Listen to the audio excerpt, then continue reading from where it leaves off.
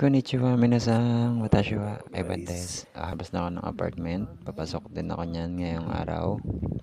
Yan, pakita ko lang sa inyo guys kung gaano ka-safe ang Japan pagdating sa daan gawa ng mga convex mirror or road mirror, mirror road, traffic mirror. Yan guys, malaking bagay ito sa safetyness. Yan, bawat intersection merong ganan dito guys. Yan, bawat kanto. Alam mo kung may mga kasalubong ka sa mga blind spot, makikita mo agad dyan guys. Bawat intersection merong ganan dito guys.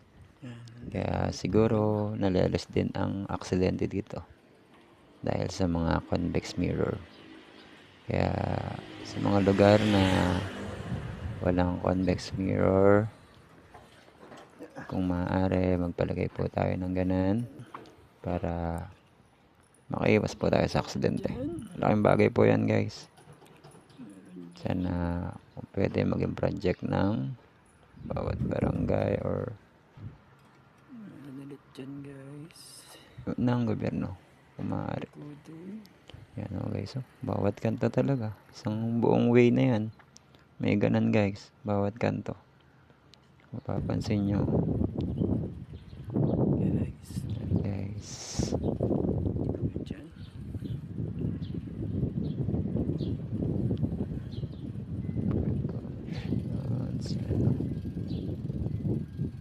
May malaki, may maliit.